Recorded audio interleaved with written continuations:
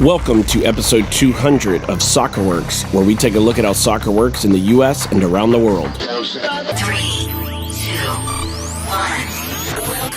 1. Welcome to this Soccer Works Roundtable series, live at the bar of the U.S. Soccer AGM. This is a conversation with Kenny Farrell, president of the NPSL. Welcome to Soccer Works, a roundtable live at the bar, U.S. Soccer AGM edition. And in the background there, you hear Kenny Farrell, the new president of the NPSL. And what other titles do you hold in soccer? Not many. Just this one will do me for now. It's the president of the NPSL. That's what I'm here for. Okay. I mean, obviously, I have the New Orleans Jesters in New Orleans, the team down there. So, which is 2 hours, just for everybody listening who do listen or follow me on social media, know that I live 2 hours east of New Orleans, right on the Gulf, outside of Mobile. And so, yeah, I'm not far away. We need a team there. Yeah. So, so tell me, you've been in this position for what? A little over 2 months. 2 months? 60 odd days, yeah. Okay. Yeah. So there's been a lot of conversation back and forth, a lot of speculation back and forth about what does the NPSL look like? What does this Founders Cup look like? Yeah. What is, so, obviously not everything's been rolled out, every detail or whatever, but what you can share, what is the state of the NPSL kind of vision looking forward right now? Well, let's start with the Founders Cup. That's really a yearning for our teams to play a longer season or to be professional players. And we're, at the classic level, we're basically an amateur league, and we want to be the top amateur league in the country. I think we're moving towards that, and I think people really enjoy the experience when they join the NPSL. Over the years, we've made a big national footprint. We provide a very good product at what we do, and a lot of teams are coming in where we used to be just college players summer league. We're kind of a bit more than that, which is starting to replicate the rest of the world. So we have to move towards that somehow. We got to find the right way to move towards that. And then what happened with the Founders Cup is a lot of teams like Detroit, a superb team, great fan base. Chattanooga, great fan base. And then some of our teams that came back to the NPSL that were NASL, which is now, obviously they can't play there. There's nowhere to play. So they get together and they're saying, okay, what's out there for us? They don't particularly want to be USL. They don't want to go to the franchise system yet, which is what I understand. But they needed something, but there was nothing else out there. So they got together, 11 teams, and talked about what could we do. And so the pathway forward for the NPSL is to look at that. And this Founders Cup is going to happen after our classic season ends, and it's going to run through November. And you've got all these teams that are going to play in it while we still figure out where our next step is. And we're working towards that, and that's what I won't talk about because that's the private stuff, right? So, sure. But like the very good clubs, Chattanooga, Detroit. I mean, they're our flagship teams in the NPSL. New York Cosmos, a huge club, as we know, that was in the NASL. International. I don't think the American audience actually realizes how internationally known that brand is, the New York Cosmos. So what we're doing is while we figure this out and we work together to see how that the Founders Cup is going to work with these teams, then we'll have a look at the future and what the next step is for the NPSL going forward. But we have great organizations that are in it, and it's exciting because it's getting people talking, it's getting people thinking outside the box, it's getting people not to look at the regular way of doing things.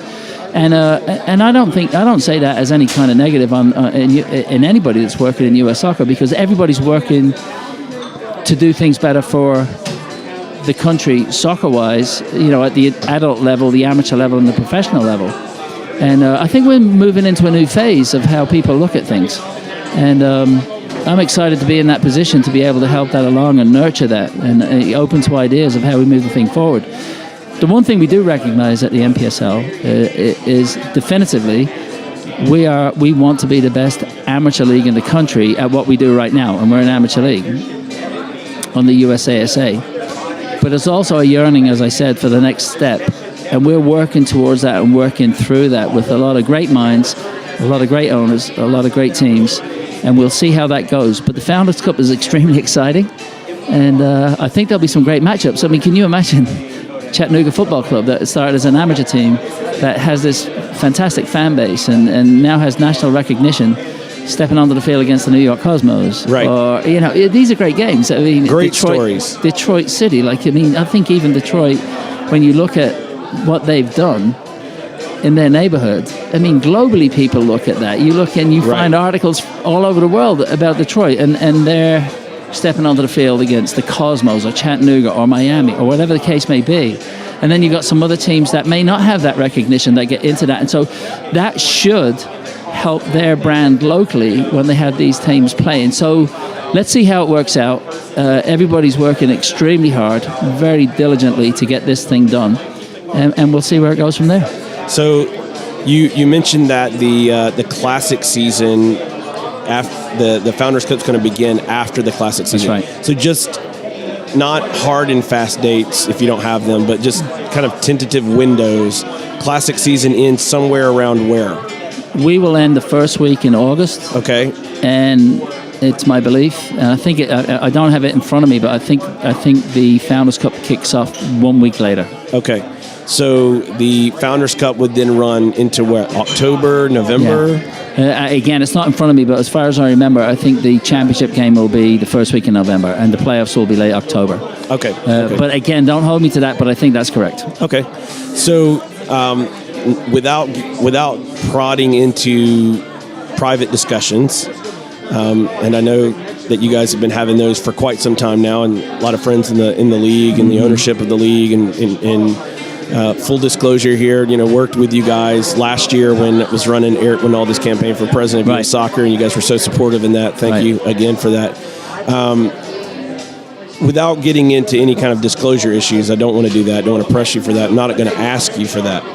But looking down the road years, so let's not even look at concrete plans of what 2020 or 2021 looks like, but just down the road years, you've got clubs like Chattanooga, like Detroit,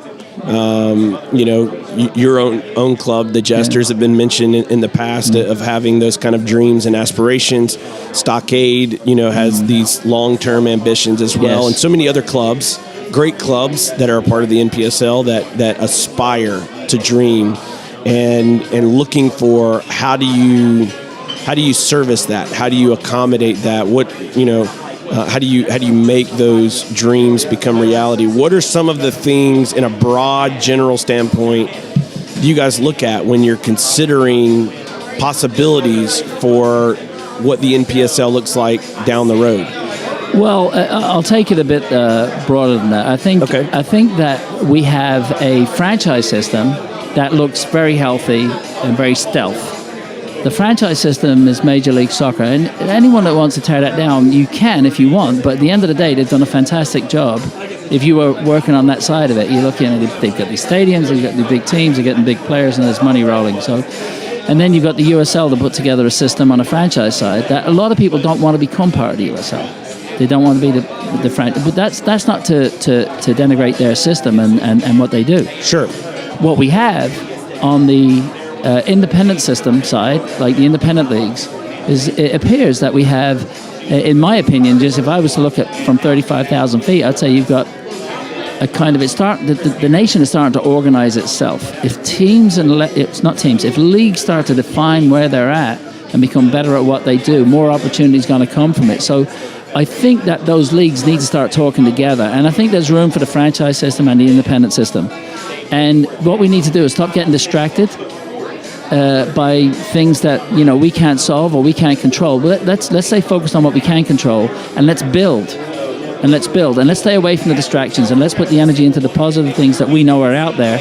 And if better minds get in control of these things and can talk together, we could probably organize an independent system that would be very, very successful. And I think that US soccer, to me, I think they'd be open to it if we had two systems, independent soccer and the franchise system of soccer. I think that would be fine.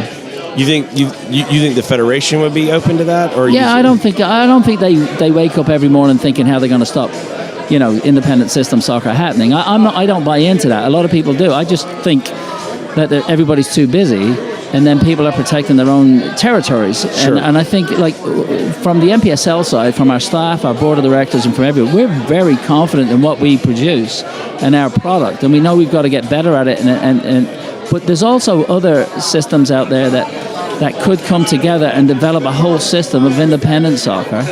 It's not our business if somebody else wants to run franchise, so that's fine. There's nothing wrong with that. I mean, that's what their business model is. We can actually put this together, and I would like us to start thinking in that manner long term, while we take care of something that we think is one of the best independent leagues in the US. What we've done over the last 5 or 6 years to get this national footprint is what gives us the opportunity to think and look at other things. So let's stay focused on the things we can accomplish, and let's work towards them. And I think the independent system of the leagues, end of the day, is something I'd be very happy with if we move towards that. I know I want to move towards that. I want conversations to be in that direction. And then when you do that and you become successful at it, people have to look at you and ask you, and then you have more power to talk and change the look of soccer long term. So when you use the phrase independent system of leagues, we're talking about connected, sporting merit connected leagues, right? Yeah. So the looking at the current landscape of the NPSL, right? We've touched on a few of the really the top two kind of PR clubs, everybody champions, right? They're always going Chattanooga. They're always talking Detroit, right? Chattanooga, Detroit. Mm-hmm. But there are a lot of clubs, other clubs that have built really good brands, communities, connections, growth, etc. I was talking with someone the other day about this idea that if we can, with independent clubs, like the clubs that are in the NPSL, for example, and other clubs that are independent that may be in other leagues, or maybe there's some people that are looking to form an independent club, whatever. If we could scale the work, learn from these examples that you guys have done, Chattanooga's have done, Detroit, Stockade, and other of these NPSL clubs have done, for example, learn from those things and then begin to replicate similar success. It's especially in terms of the business scale, where things are starting to be self-supporting and substantial in terms of operations, where you can actually dare to actually dream about maybe we become professional one day kind of thing, where right now we're a ragtag bunch of misfits, we throw a team together. If we could scale that from, say, a handful to 20, 30, 40, 50, I think in a very short order, you're having a very different conversation about what the landscape of an independent system of leagues looks like. You're exactly right. You're exactly right. And that's what we need to be looking at is, can we develop that over a period of time? The one thing about the NPSL, the Classic League, is that we operate an excellent league, staff-wise, board-wise, everything else. So it gives us the strength to do other stuff. And what you're talking about is stuff that when we take care of what we do, then it gives us opportunity to do those other things. How do we support those other clubs? How do we learn from those other clubs? How can you do that? I'll just pick Toledo, Ohio. How can we do that in these other parts of the U.S. where this level of soccer that has the ambition to go up a step to semi-pro, to pro, to full pro, to Division 2, Division 1? How can we do that? Do you really believe in that right now on the independent side? I think people in the back of their mind would really, really like it to happen. But who's going to start talking about making it happen? And where's the support system for that? That has to come from organizations like ours who have to expand and say, okay, let me help you, or we can work with. If you're working with us, we're going to work with you to help you develop that. Because a lot of people want to... If you look around the world, I don't care what level of a team it is, most of the teams in the world, if not all, outside of the US, grew out of communities. Right. Community clubs. Community clubs. Whether it's Manchester United or whether it's Crew Alexandra, which is down the street from Manchester United, it doesn't matter. They grew out of communities. That heartfelt ownership of that team is what I see soccer is, and that's what the independent system is. Now, we cannot just ignore that there's a franchise system, because in America, outside of soccer, the franchise system has worked for many, many sports. But I think there's room for both. And I think we are probably most strongly positioned as the NPSL to help foster that growth And this Founders Cup is a part of that. Let's have a look. Let's see what we can do. And can we grow our organization that can help that? And will other parties come in and work with that? And if everybody defines their level or creates a new level, let's make that work.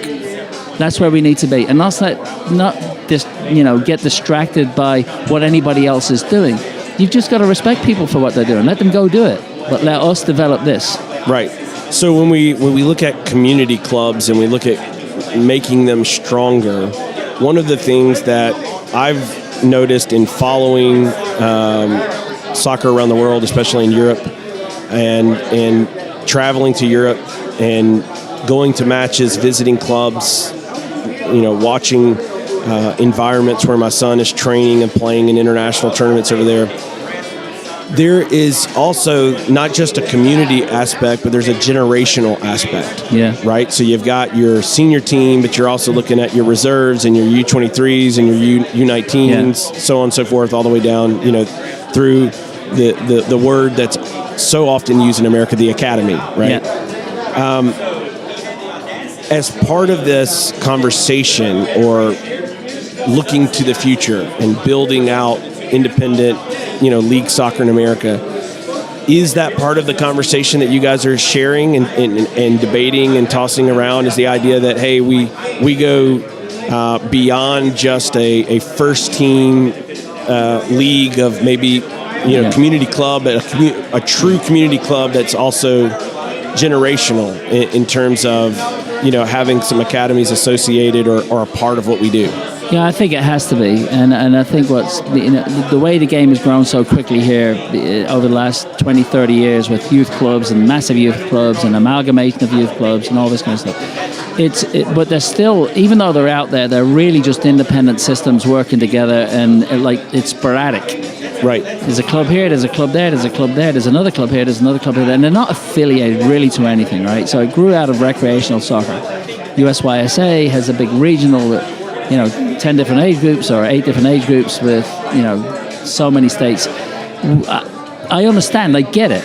I get that. But when you get down to how are we going to produce, at the end of the day, world-class players in this country, how's our national team going to win a World Cup? Let's be focused on that and start there and work from there backwards all the way down. Yeah, if you look at other countries, the youth clubs are affiliated. It doesn't matter what town you're in.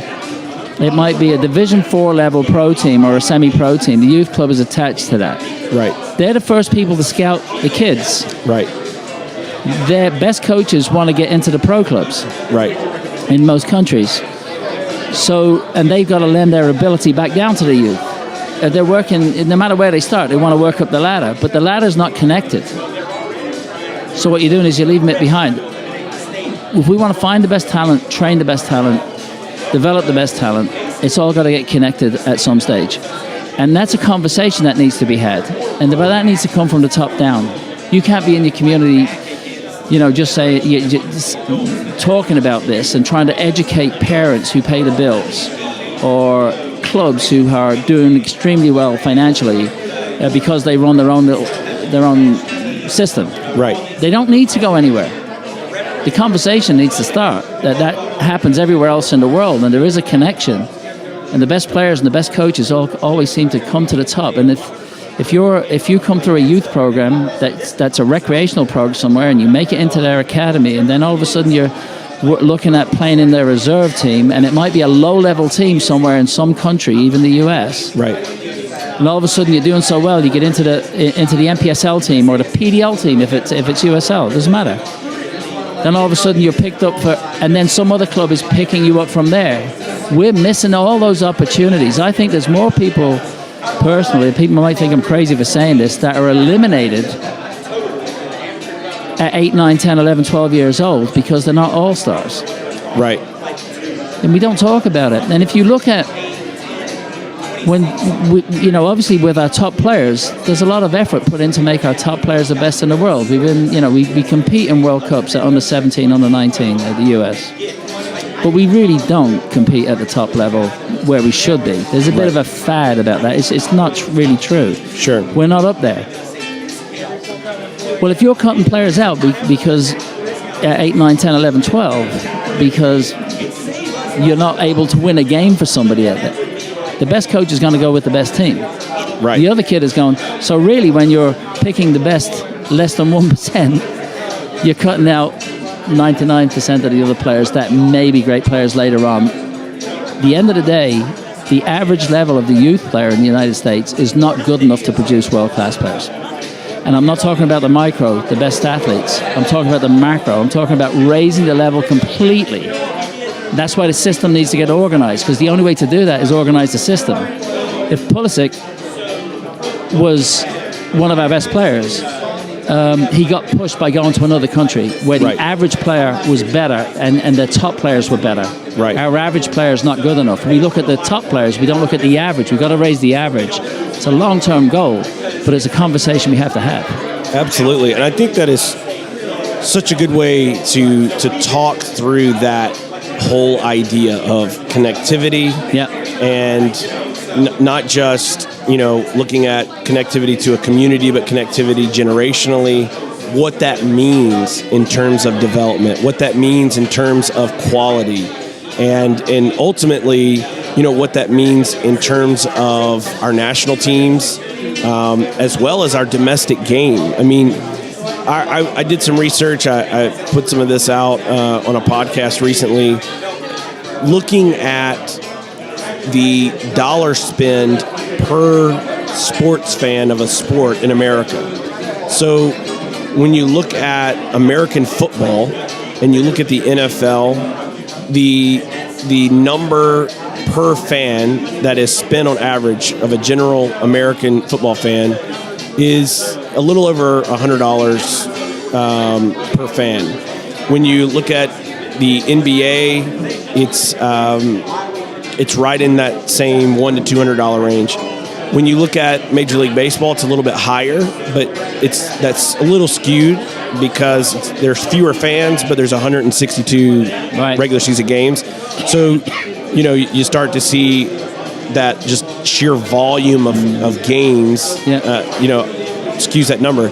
When you go to soccer and you look at Major League Soccer, comparing NFL, Major League Baseball, NBA, and you look at Major League Soccer, the number per fan is less than $40. So there is a massive underperforming of connection domestically with our game in the commercial piece. Yeah. And I think a lot of that goes back to quality, on-field quality as well as that off-field quality of true connection to community, true connection generationally as well, but also that connection to quality. Yeah. Because you have these kids, they grow up and they can turn on now pretty much any league in the world, and they can watch La Liga in Spain, which is my favorite league. They could watch the Premier League. They could watch the Bundesliga. They could watch the young Americans in the Bundesliga.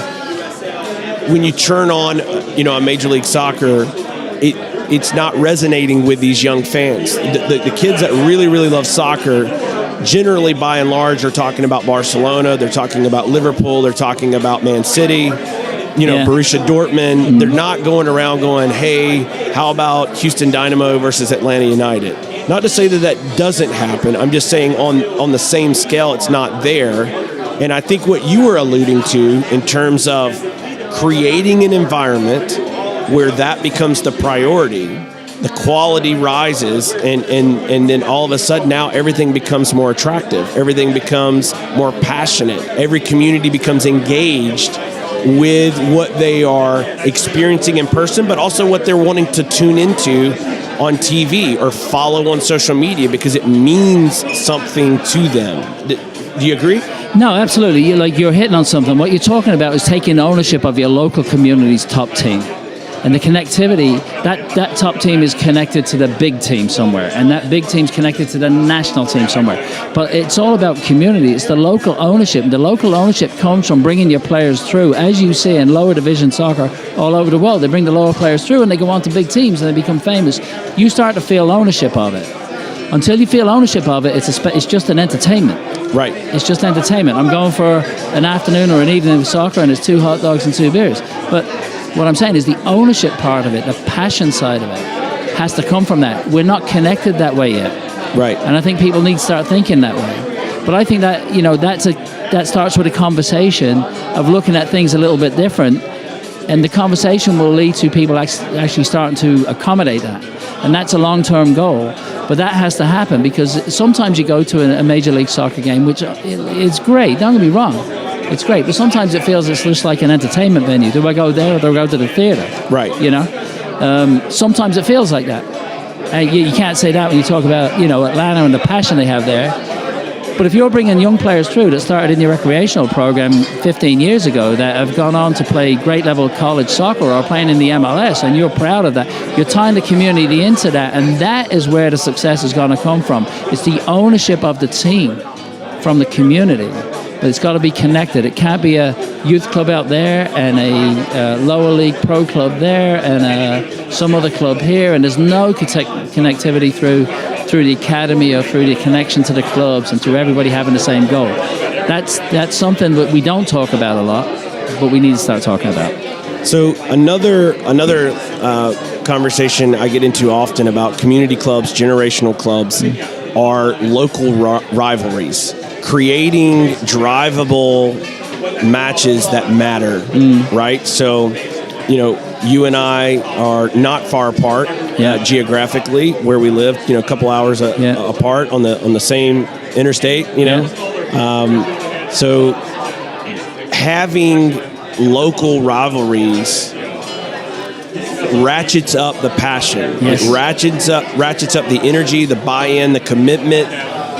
From the fans, from the players. Living in Alabama, when you talk about American football, it's rarely as much about the Saints, except when they're getting hosed by the referees, right? And you and I can agree on this subject, right? I think all of New Orleans boycotted the Super Bowl over that. Yeah, I didn't see it. I didn't watch it. Right, but I didn't watch the Super Bowl either. But where I live in Alabama, it's college football. Alabama and Auburn, right? American football is so big. I have told so many people that neither university is what they are today without the other. Absolutely. The codependency of that rivalry has made them into the modern versions of what they are. Now, granted, Alabama's had more success. They're a bigger program, a more storied program, but the level of where they are right now is directly attributed to the rivalry of having Auburn University, an hour and a half, 2 hours away, and that Iron Bowl every year is just, so heated. Yeah. The whole state talks about it 365 days a year. Yeah. That's an element to me that we've got to concentrate on in building independent soccer.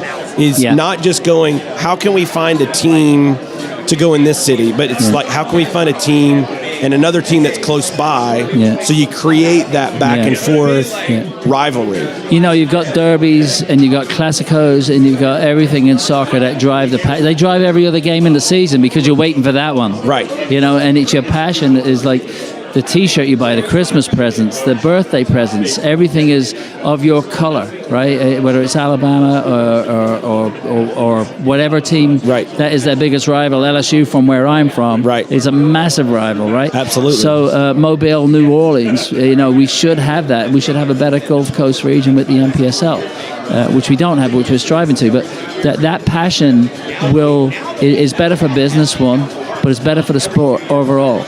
And I'm talking about ownership, people taking ownership of their teams and getting involved in their teams and being passionate about their teams. And when things go wrong, they'll be critical of you. And when things go right, they'll love you. Right. And they'll work hard from 9 to 5 every Monday to Friday because they want to see that game on Saturday or Sunday. They live for it. This is their way out. This is their passion. This happens all over the world. And once we recognize, and I think people do, when are we going to start you got to start with conversations first. Right. And everybody's got to be in the conversation and say, you know what, you're right.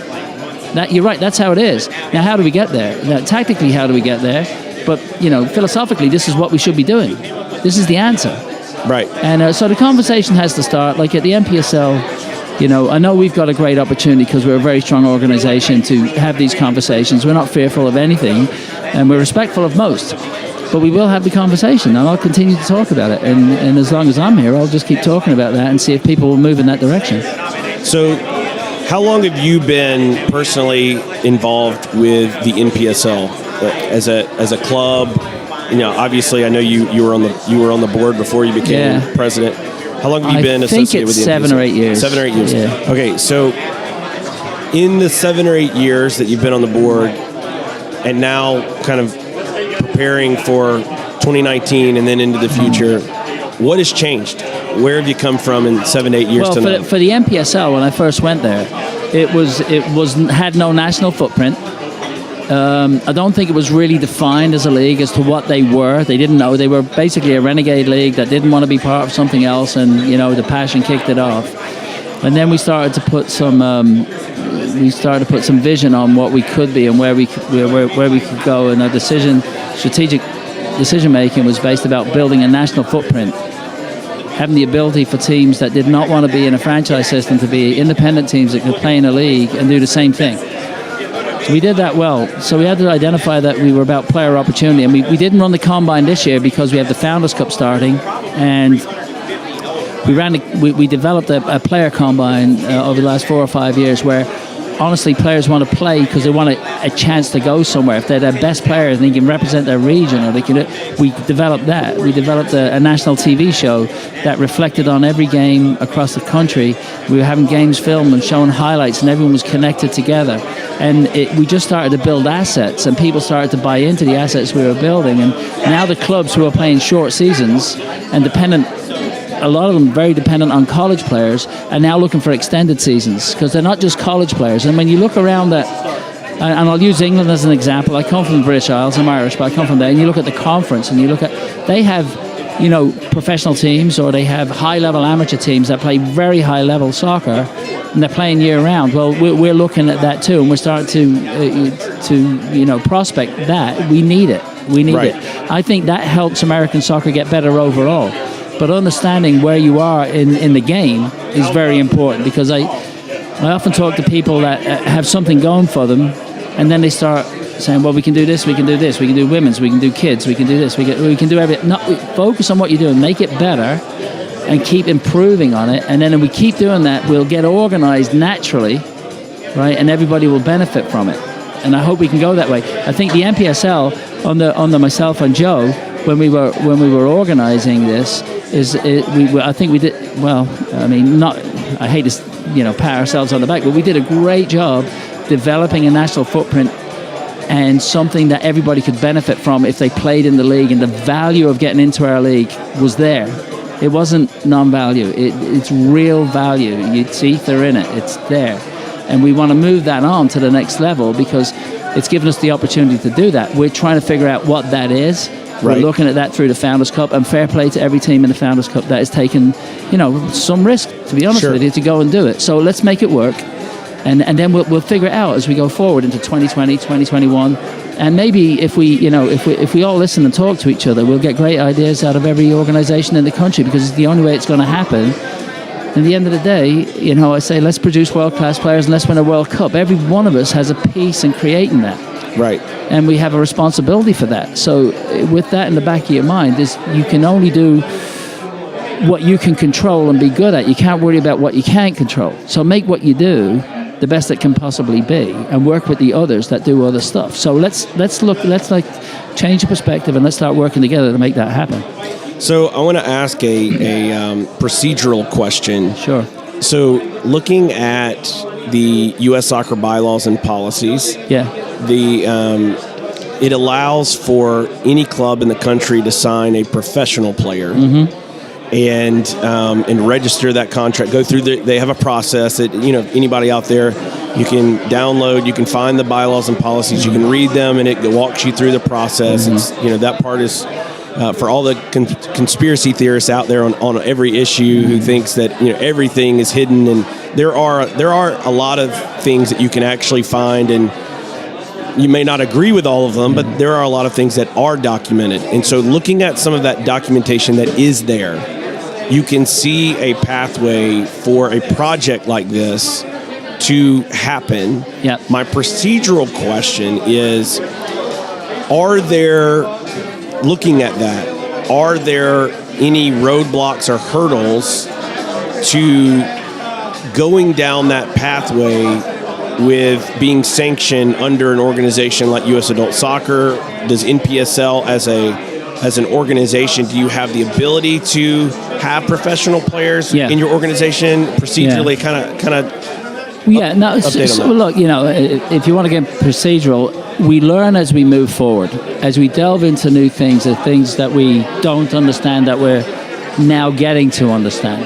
We can sign professional players on the USASA. It really comes down to how are they insured and what's your insurance policy, right? So US Soccer will consider a non-paid professional contract as a professional player, and you have rights to the player, as I understand it. But the insurance company mightn't think the same thing. If you're on a pro contract and non-paid, from what I understand, an insurance on the USASA, we will be covered. But if you pay the player, we may not be covered. So we're looking at new ways to cover that. We're working with insurance companies, additional insurance to cover. So there's little roadblocks that the regular public won't be interested in at the moment. But when you talk about procedurally, there's always, and there might be something else comes behind that we don't know. But what we do is take a look at that and say, how can we fix it? It can always be fixed if you've got the right people trying to figure it out. Right. And I think we have that. So when it comes to the Founders Cup itself, they'll all be professional teams. The insurance won't be a problem there. So we'll figure out a little deal with what's going on with the Classic League, and some of the Founders Cup teams are playing in there with full paid pros. Then we got to figure that one out. Right. So there's little things, but pathway forward in the general perspective. No, I don't think anybody's causing us any problems. U.S. Soccer is not causing. Nobody's worried about that. Everybody's okay with everything that we're doing, but we will have little things that we'll have growing pains. Right. And what we do is every time we find a growing pain, let's deal with it, take it, sort it out, find the answer, find the solution. Nobody's getting in our way. Right. So with that, no, I would say nobody's getting in our way. No one's trying to cause a problem, but we will find little problems here and there that we have to figure out a way to solve it, because we have not been in this realm before. So as you are going through the growing pains, you're planning, you're looking. We've talked a lot about independent, connected soccer. Have there been, and you may not be at liberty to discuss, but have there been any conversations about working with other leagues? You don't have to name them, but other leagues in the country and connecting with them from a league-to-league type of connection? No, I think there's been a general conversation that goes on about the independent soccer leagues, but there's been nothing official. Nothing substantive. So, coming to this AGM, much different than last year's AGM. Last year's AGM, there was all this hype, pressure, energy, 8 candidates, presidential election. I wish I was here for it. I wasn't. Right. It was insane in terms of the pressure and the energy. Mm-hmm. This year's AGM has been much more subdued. It's been more of a procedural. Go through the motions. We got a few things want to check off, whatever. Yeah. Looking at these last few days, one of the sessions that I thought was most positive from U.S. Soccer, and anyone that listens to my podcast knows that I'm always looking at soccer in America and how to do it better. So sometimes, or in some people's minds, maybe all the time, or a lot of the time, I'm critical of a league or the federation or certain decisions, policies, but it's always from a viewpoint of how do we become the best version of ourselves. That's always what drives me. Right. Is how do we become the best? And so I want to give a little credit where credit's due, and I think you were in there for at least some of this. Today, the U.S. Open Cup Q&A, where the committee was having a meeting kind of conversation. They were open some ideas. That was probably the most positive meeting of this AGM that I saw, personally saw. I liked some of the things that they were at least discussing, right? Nothing settled, but did you, from what you heard, did you like some of the things that they were discussing? Yes, I did. I think these are indicators, right? So I'm not, a member of U.S. Soccer. I'm sure behind closed doors and everything that went on last year, they're like, maybe we're out of touch. Maybe we're out of touch, and it start like introspecting a little bit, and you've got a change in leadership, and that's not to blame the last people who were there. You might have got separated a little bit, but when I assess everything that I've come here to view, basically, I'm looking for indicators as to how we move our organization forward. So I'm wide open to indicators, and what I saw today in that meeting is that there's a change. Right. That they're open, they're listening, and they're genuinely listening. They're not listening, for the sake of it. And I think they mean business. Now, look, actions speak louder than words. But the words were good. That's what I took today. The words were very good, and their actions will speak louder. And I think they've been very open to it. And I think it was a very honest meeting. I think it was. I think they truly want to do the right thing with the U.S. Open Cup. And they want to listen to people that want to give them, show us how to make this happen. And I think they want the US Open Cup to be, like for people, as we said earlier, take ownership of it and be, really proud of it and live the dream of making the next round. And all these things were in there, right? So I'm with you on that. I came away feeling positive about that. And I think that's an indicator, hopefully, as to what's happening all across our governing body. So as you we want to kind of wrap up the AGM in this weekend, when does the NPSL Classic season, because that's going to be kind of the next big thing for you specifically, when does that season start to kick off? So on our West Coast, they don't depend heavily on college players. They kicked off already. Okay. So they play, they've already started. But for most of our regions, they kick off basically the first week in May. Okay. That type of thing. I mean, some of the teams might start training and playing friendlies before that, but it gets serious around that time.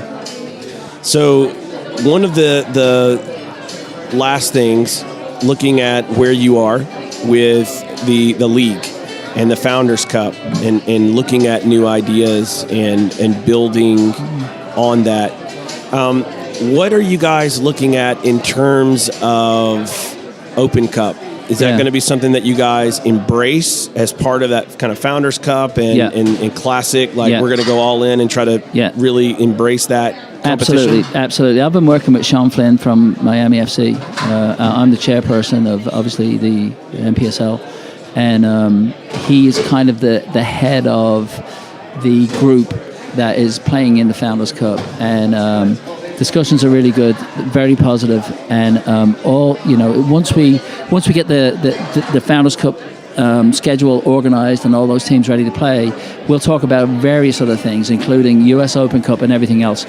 Look, the Founders Cup and all the energy that's going into it, these guys are taking a risk, by the way, and you got to admire them for it. They want to move it forward, and they could easily jump into the USL, a lot of these teams, or do whatever they need to do. But this is, if this is done correctly, and we work hard, and it won't be, because it'll be imperfect, because anything you start up with will be imperfect, but they're brave teams that are trying to move this thing forward, and we're going to operate the league for them. Basically, they're an independent organization. They're a separate corporate entity. Even though they play in our league, they're a separate corporate entity, and we're going to manage it through our staff and operate it through our staff and our organization. But they also play in our league, so it kind of fits in.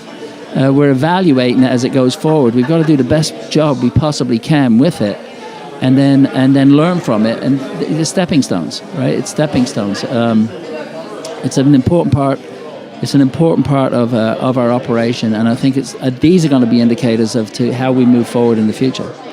I would like multiple levels of independent soccer, from the teams that can spend $10 million a year to the teams that can spend $1 million a year. But they've got to play where they can play. They've got to meet the minimum standards where they can meet the minimum standards. They've got to be able to produce and not fail in the communities. The worst thing we can have is failure in the community. So all these things, so it is a risk for everybody. It's a risk for us at the NPSL in a way, but it's a good risk. So we've got to help make it as successful as possible, because from that, I think we can bounce on to other stuff. right? And I think the conversations are good. You've been here, and I hope you've got the same sense I did, that whatever happened, the contention last year and everything that went on, and not making the World Cup, and then people saying they're disengaged with the youth or this, that. I think there's a different approach, personally. I could be wrong, but they're the indicators I'm picking up on, and we'll do our best to do what we can, what's within our purview, to make it happen. Fantastic. One last wrap up question. I promise you said something that kind of sparked this idea. So looking at the multiple levels idea that you were just mentioning, ideally you would have clubs that operate different levels. One of the things that I look at when I study what we do domestically versus what we know happens around the world, in terms of how countries run their competitions, is professional league standards. Yeah. And every league has some set of standards. What I have found to be the big difference between U.S. soccer and the mentality of professional league standards in America versus, say, Europe, is that in Europe, the standards are often much more detailed. Mm-hmm. I mean, like by hundreds of pages of more detailed, right? Much more expansive. But the key focus of all of those standards are about club mobility and club viability. Yeah. So whatever league you are in, it is preparing you for the next league up. Exactly. Right? And when you get to a league, it is preparing you for the next league or to stay in that league. Yeah. And there's a variety of mechanisms and resources and things that they do. And we don't have to get into all the specifics of that. In America, we've looked at completely non-soccer, non-club related rules when it comes to the idea of a professional league standards. In the way that U.S. soccer has constructed them for what they classify as professional leagues, right. and I don't even. I'm not bringing this up to even go into the U.S. soccer professional league standards. I'm bringing this up to look at what NPSL looks like when you're looking at multiple tiers as an ethos, as a core kind of foundational principle, something you aspire to. Is it more akin to looking at inspiration from what you see working in England and Spain and Germany in terms of preparing clubs for where they are and where they want to go versus more arbitrary? Well, it's a big question. And I understand what you're saying, because like professional league standards, let's be honest, they're artificial, right? Correct. I mean, they're created by people that don't own teams. They're created by people that, and I'm actually not knocking those people for doing that, because they had to get somewhere. Right. After the World Cup in 1995 or 1994, they had to get somewhere with a Division I team. And if you understand that, so you kind of know how it came to that. Sure. Right? So on the other hand, you have the team that can come from nowhere, a Wimbledon, right, that goes to the Premier League in 4 straight seasons, right, from from conference soccer in England. Before it wasn't the Premier League, it was Division I back then, and they're able to do that on merit. But the thing is, you have to meet minimum standards every time you move up. But if you're successful, investors and money is coming into your club, right? And and your community's behind it, and people realize that. So I think people are pondering the conversation right now, which I think is a good start. Because you've got on one end of the spectrum, you've got US soccer that created these minimum standards because they're afraid that teams will fail and leagues won't go. And justifiably so. Yeah, yes. Justifiably so. That's what I'm trying to say. And I think sometimes we get lost where people are thinking of trying to put us out of business. But there's a fear on their end. But I think, well, I would hope, and from what I sense, that we're starting to listen to this, right? And then on the other end, you look at what the world has done, and we talked about community soccer later on, and you look at Bournemouth, who are significant in the Premier League. And when I was growing up in England, they were a Division II team, which was back then Division 3 or 4 before the Championship and the Premiership, and they were just a local team. Right. I don't think there's that. I don't believe the amount of people they can, a full house would meet the standards for Major League Soccer. They do not. Right. So what I'm saying is, like, I'm not trying to criticize people here. I'm trying to say that was done for a reason. Right. On one end, on the U.S. soccer side, professional league standards. Now we have this growth of the game, which we know would be extremely healthy coming out of communities. So we've got it on the other end of the spectrum. So I actually think there's a possibility that these could start looking and say, well, hold on a second. You know, there is a fear of failure, right? Because it doesn't look good. It doesn't, whether it's U.S. Soccer's brand or anybody else's brand, there's that fear. I think that can start moving together. And I think the only way we can do that is by respecting each other and where we came from, and then having a conversation about it and say, you know what? You're probably right. You know what? You're right as well. And then when you look at those things, say, okay, how do we do this? That's the best way to get the solution. That's the best way to get the solution. It's not by throwing bombs and everything else. We found that out. Right. You know, we found out what it needs to be as a conversation.